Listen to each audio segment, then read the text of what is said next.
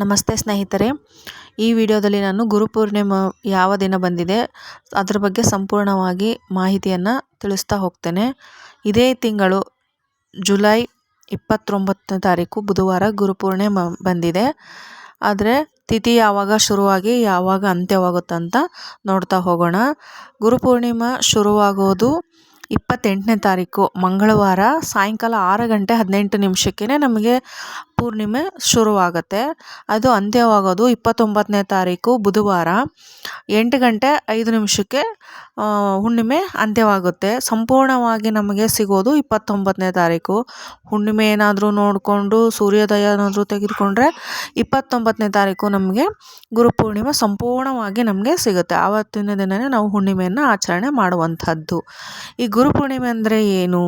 ಗುರುಗಳಿಗೆ ನೀವು ಯಾವ ಗುರುಗಳಾದ್ರೂ ಪೂಜೆ ಮಾಡ್ಬೋದು. ದತ್ತಾತ್ರೇಯ ಆಗಿರ್ಬೋದು, ರಾಘವೇಂದ್ರ ಸ್ವಾಮಿ ಆಗಿರ್ಬೋದು, ಸಾಯಿಬಾಬಾ ಆಗಿರ್ಬೋದು, ಬಸವಣ್ಣನವರು, ಅಲ್ಲಮ್ಮ ಪ್ರಭು, ಅಕ್ಕಮಹಾದೇವಿ, ನೀವು ಯಾರು ಗಣೇಶ ಆಗಿರಬಹುದು, ನೀವು ಯಾರು ಗುರುನ ಅಂತ ನೀವು ಸ್ವೀಕಾರ ಮಾಡಿ ಪೂಜೆ ಮಾಡ್ತಾ ಇರ್ತೀರೋ, ಆಂಜನೇಯ ಆಗಿರ್ಬೋದು, ರಾಮ, ಯಾರು ನಮಗೆ ಮಾರ್ಗದರ್ಶನ ಕೊಟ್ಟಿರ್ತಾರೆ ಜೀವನದಲ್ಲಿ, ಅದರಿಂದ ನಮ್ಗೆ ಯಾವುದು ಒಳ್ಳೆಯದಾಗುತ್ತೆ ಅವ್ರನ್ನ ನಾವು ಗುರುವಾಗಿ ಪರಿಗಣನೆ ತಗೊಳ್ತೀವಿ.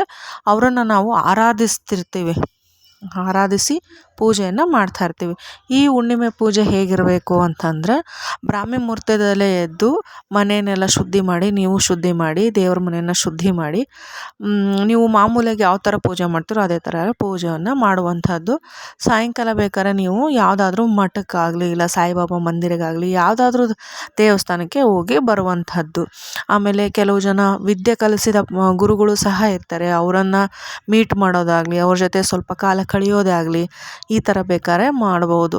ಬರೀ ನಮಗೆ ದೇವರೇ ಮಾರ್ಗದರ್ಶನ ಅಲ್ಲ, ನಮಗೆ ವಿದ್ಯೆ ಕಲಿಸಿದವರು ಅಲ್ಲ, ಜೀವನದಲ್ಲಿ ಯಾರು ನಮಗೆ ಪಾಠ ಕಲಿಸಿರ್ತಾರೋ ಅವರನ್ನು ಸಹ ನಾವು ಗುರು ಅಂತ ಪರಿಗಣನೆ ತಗೊಳ್ತಾರೆ. ಎಷ್ಟೋ ಜನ ಅವರನ್ನು ಹುಡ್ಕೊಂಡು ಹೋಗ್ಬಿಟ್ಟು ಅವ್ರಿಗೇನಾದರೂ ಒಂದು ಕೃತಜ್ಞತೆಯನ್ನು ಸಲ್ಲಿಸೋದಾಗಲಿ, ಏನಾದರೂ ಗಿಫ್ಟ್ ಥರ ಏನಾದರೂ ಕೊಟ್ಟು ಅವ್ರ ಹತ್ರ ಆಶೀರ್ವಾದ ಪಡ್ಕೊಳೋದಾಗಲಿ ಸಹ ಕೆಲವು ಜನ ಮಾಡ್ತಾರೆ ಗುರುಪೂರ್ಣಿಮೆ ದಿನ.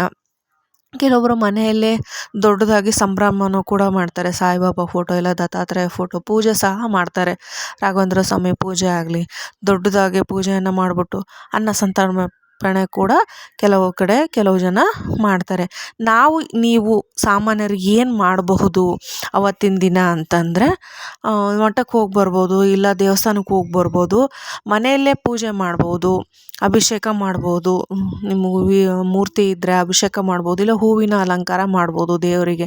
ನಿಮ್ಮ ಕೈಲಾದಷ್ಟು ನಿಮ್ಗೆ ಯಾವ ಸಾಯಿಬಾಬಾ ಆಗಲಿ ರಾಘವೇಂದ್ರ ಸ್ವಾಮಿ ಆಗಲಿ ನೀವು ಪೂಜೆ ಮಾಡ್ತೀರ ಅಂದರೆ ಕೈಲಾದಷ್ಟು ಹಣ್ಣು ಹಂಪಲು ಇಟ್ಬಿಟ್ಟು ಹೂವಿನ ಹಾರ ಹಾಕಿ ಪೂಜೆಯನ್ನು ಮಾಡುವಂಥದ್ದು. ರಾಯರಿಗೆ ಕಲ್ಲು ಸಕ್ಕರೆ ಮತ್ತು ತುಪ್ಪದ ದೀಪ ಅಂದರೆ ತುಂಬ ಇಷ್ಟ. ಅದನ್ನು ಹಚ್ಚಿ ಬೆಳಗಿಸೋ ಅಂಥದ್ದಾಗಿರಬಹುದು. ನಿಮಗೆ ಎಲ್ಲಾದರೂ ಹಸುಗಳು ಕಂಡ್ರೆ ಅವತ್ತಿನ ದಿನ ಬುಧವಾರ ದಿನ ಹಸುಗೇನಾದರೂ ತಿನ್ನೋಕ್ಕೆ ಕೊಡಿ, ಆಹಾರ ಕೊಡಿ. ಅದರಲ್ಲೂ ಗೋಮಾತೆಯನ್ನು ಗುರುವಾಗಿ ನೋಡುವಂಥದ್ದು. ಏನಾದರೂ ಹಣ್ಣುಗಳಾಗಿರ್ಬೋದು, ಆಹಾರ ಆಗಿರ್ಬೋದು ಕೊಡುವಂಥದ್ದು. ಇಲ್ಲ ನಾವು ಬಡವರಿಗೆ ಏನಾದರೂ ಸಹಾಯ ಮಾಡ್ಬೋದು. ಆವತ್ತಿನ ದಿನ ನಾವು ಮಾಡೋವಂಥ ಪ್ರತಿಯೊಂದು ಸಹಾಯದಲ್ಲೂ ಗುರು ನೋಡ್ತಾ ಇರ್ತಾನೆ. ಅದರ ಗುರುವಿನ ಫಲ ಇದ್ದೇ ಇರುತ್ತೆ. ನಾವು ಮಾಡುವಂಥ ಕೆಲಸದಲ್ಲಿ ಗುರು ನಮಗೆ ಅದಕ್ಕೆ ಪ್ರತಿಫಲ ಇವತ್ತಲ್ಲ ನಾಳೆ ಕೊಟ್ಟೇ ಕೊಡ್ತಾನೆ. ಅದರಿಂದ ಬಡವರಿಗೆ ಏನಾದರೂ ಸಹಾಯ ಮಾಡಿ, ಊಟದ ಸಹಾಯ ಆಗಲಿ, ಅವ್ರಿಗೇನು ನೀಡಿದೆ, ಏನು ಬೇಕು ಅವ್ರಿಗೆ ಕೇಳಿ, ಏನು ಬೇಕು ನಿಮಗೆ ಅಂತ. ಕೆಲವೊಬ್ಬರು ಎಲ್ಲ ಊಟನೇ ಕೇಳ್ತಾರೆ. ಅದನ್ನು ಒಂದು ಹೊತ್ತಿನ ಊಟ ನೀವು ಕೈಲಾದಷ್ಟು ನಿಮ್ಗೆ ಶಕ್ತಿ ಇದ್ದರೆ ಕೊಡಿಸಿ. ನೀವು ಅದರಲ್ಲೂ ನಿಮಗೆ ಪಾಲಾಗುತ್ತೆ ಅಲ್ವಾ. ಅವರನ್ನು ನಮ್ಮ ಥರನೇ ಮನುಷ್ಯರ ಥರನೇ ನೋಡಿ, ಅದರಲ್ಲೂ ದೇವ್ರು ನೋಡ್ತಾ ಇರ್ತಾನೆ. ಆಮೇಲೆ ವಿದ್ಯಾರ್ಥಿಗಳಿಗೆ ಎಷ್ಟೋ ಬಡ ವಿದ್ಯಾರ್ಥಿಗಳು ಇರ್ತಾರೆ. ಅವರಿಗೆ ಪಾಪ ಓದೋಕೆ ಹಾಕಿರಲ್ಲ, ಅವ್ರಿಗೇನೋ ಒಂದು ಪೆನ್ ತೊಗೊಳಕ್ಕಾಗ್ತಿರಲ್ಲ, ಬುಕ್ ತೊಗೊಳಕ್ಕಾಗ್ತಿರಲ್ಲ, ಪೆನ್ಸಿಲ್ ತೊಗೊಳಕ್ಕಾಗ್ತಿರಲ್ಲ. ಅಂಥವ್ರಿಗೆ ನಿಮ್ಮ ಕೈಲಾದಷ್ಟು ಏನು ನಾವು ಕೋಟಿಗಟ್ಟಲೆ ಖರ್ಚು ಮಾಡಬೇಕು ಅಂತ ಏನೂ ಇಲ್ಲ. ನಿಮ್ಗೆ ಒಂದು ಬುಕ್ ಕೊಡಿಸ್ಬೋದು, ಒಂದು ಬುಕ್ಕು ಒಂದು ಪೆನ್ ಕೊಡಿಸ್ಬೋದು ಮಕ್ಕಳಿಗೆ. ನೀವೇ ಅವತ್ತಿನ ದಿನ ಗುರು ಆಗ್ತೀರ. ಮಕ್ಕಳಿಗೆ ಏನಾದರೂ ಕೊಡಿಸ್ದಾಗ ಆ ಕಾರಣದಿಂದ ನೀವು ಅವರಿಗೆ ಗುರು ಆಗ್ತಿರೋ, ನಮಗಿದು ಕೊಡಿಸಿದ್ರಪ್ಪ ಅಂತ. ಆ ಮಕ್ಕಳಲ್ಲಿ ದೇವರನ್ನು ನಾವು ಕಾಣಬೇಕಾಗತ್ತೆ. ಏನಾದರೂ ಸಹಾಯ ಮಾಡಿ, ಇಲ್ಲ ಅವ್ರಿಗೇನು ಬೇಕು ಕೇಳಿ, ಏನಾದರೂ ಬ್ಯಾಗ್ ಕೊಡಿಸಿ, ನಿಮ್ಗೆ ಆಗುತ್ತೆ ಅಂದರೆ ಬ್ಯಾಗ್ ಏನಾದರೂ ಕೊಡಿಸಿ, ಇಲ್ಲ ಶೂ ಆ ಥರ ಸ್ಲಿಪ್ಪರ್ ಆ ಥರ ಏನೋ ಒಂದು ಮಕ್ಕಳಿಗೆ ಬಡ ಮಕ್ಕಳಿಗೆ ಒಂದು ವಿದ್ಯೆಯನ್ನು ನೀವು ದಾನವನ್ನು ಮಾಡ್ದಂಗೆ ಆಗುತ್ತೆ. ಆಮೇಲೆ ಅನಾಥಾಶ್ರಮ ಆಗಲಿ ವೃದ್ಧಾಶ್ರಮ ಆಗಲಿ ಎಷ್ಟೊಂದಿರುತ್ತೆ. ಅದರಲ್ಲಿ ನಿಮಗೇನೋ ಸ್ವಲ್ಪ ಅಫೋರ್ಡಬಲ್ ಇದ್ದೀರಾ ನೀವು ಅಂತಂದರೆ ಅಲ್ಲಿ ಆ ಆಶ್ರಮಕ್ಕೆ ಹೋಗ್ಬಿಟ್ಟು ನಿಮ್ಮ ಕೈಲಾದಷ್ಟು ಒಂದು ಹೊತ್ತಿನ ಊಟದ ಸಹಾಯ ಮಾಡಬಹುದು. ನೀವು ಮಾಡಿದರೆ ಅವರು ನಿಮ್ಮನ್ನು ಗುರು ಥರ ನೋಡ್ತಾರೆ. ಓ ಈ ಥರ ಇವರು ನಮ್ಗೆ ಈ ಥರ ಮಾಡಿದ್ರಪ್ಪ ಅಂತ ಅವರು ನಿಮ್ಮಲ್ಲಿ ಗುರುನ ಕಾಣ್ತಾರೆ. ಅದಕ್ಕಿಂತ ನಿಮಗೆ ಏನು ಒಳ್ಳೇದೇನು ಬೇಕು ಹೇಳಿ, ಒಂದೊತ್ತು ನೆನೆಸ್ತಾರಲ್ವ. ಇದನ್ನು ಕೈಲಾದರೆ ನಿಮ್ಗೆ ಸಹಾಯ ಮಾಡಿ. ಆದರೆ ಜಾಸ್ತಿ ಏನು ಖರ್ಚಾಗಲ್ಲ ಅಂತ ಅನ್ಕೊತೀನಿ. ಇದೆಲ್ಲ ನೀವು ಮಾಡೋದ್ರಿಂದ ನೀವು ಗುರುವಿನ ಪ್ರೀತಿಗೆ ಪಾತ್ರರಾಗ್ತೀರ. ಯಾವುದೇ ಗುರು ಆಗಲಿ ಆ ಗುರುವಿನ ಪ್ರೀತಿಗೆ ಪಾತ್ರರಾಗ್ತೀರ. ನಿಮಗೆ ಅದರ ಮನಸ್ಸಲ್ಲಿ ಒಂದು ಸಂತೋಷ, ಒಂದು ನೆಮ್ಮದಿಯನ್ನು ಆ ದಿನ ನೀವು ಕಾಣಬಹುದು. ಈ ಥರ ಮಾಡಬಹುದು. ಇಲ್ಲ ದೇವಸ್ಥಾನಕ್ಕೆ ಹೋಗ್ಬಿಟ್ಟು ಅಲ್ಲಿ ಸಂತರ್ಪಣೆಯನ್ನು ಮಾಡುವಂಥದ್ದು. ಯಾವುದಾದ್ರೂ ದೇವಸ್ಥಾನಕ್ಕೆ ಹೋಗಿ ಅಲ್ಲಿ ಸಂತರ್ಪಣೆಯನ್ನು ಮಾಡುವಂಥದ್ದು ನಿಮ್ಮ ಶಕ್ತಿ ಅನುಸಾರ ಇದ್ದರೆ. ಇಲ್ಲ ನಮಗೆ ಏನೂ ಆಗೋದಿಲ್ಲಪ್ಪ ಅಂದರೆ ಹಣ್ಣನ್ನು ಹಂಚುವಂತಹದ್ದು.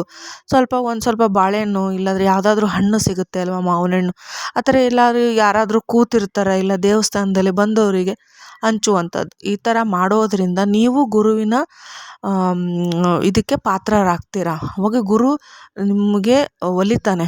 ಯಾವುದೇ ಗುರು ಆಗಲಿ, ಬಸವಣ್ಣನವರನ್ನೇ ಅವ್ರೇನು ಕಾಯಕವೇ ಕೈಲಾಸ ಅಂತ ಹೇಳಿದರು. ನೀವು ಅವತ್ತು ಕೆಲಸ ಮಾಡ್ತಾ ನಿಮಗೇನು ಎಲ್ಲರನ್ನೂ ಒಟ್ಟಾಗಿ ಕಾಣಿರಿ ಅಂತ ಹೇಳಿದರು ಬಸವಣ್ಣವರು. ಜಾತಿ ಭೇದ ಎಲ್ಲ ಬಿಟ್ಬಿಟ್ಟು ಈ ಥರ ನೀವು ಎಲ್ಲರನ್ನೂ ಒಂದೇ ಅಂತ ಪರಿಗಣನೆ ತಗೊಂಡು ನಿಮ್ಮ ಕೈಲಾದಷ್ಟು ಸಹಾಯ ಮಾಡಿ. ಬಡವರಿಗಾಗಲಿ ವೃದ್ಧರಿಗಾಗಲಿ ರೋಡ್ ಕ್ರಾಸ್ ಮಾಡುವಂತಹದ್ದು. ಈ ಥರ ಎಲ್ಲ ಮಾಡಿದ್ರೆ ಗುರುವಿನ ಪಾತ್ರಕ್ಕೆ ನೀವು ಪಾತ್ರರಾಗ್ತೀರ.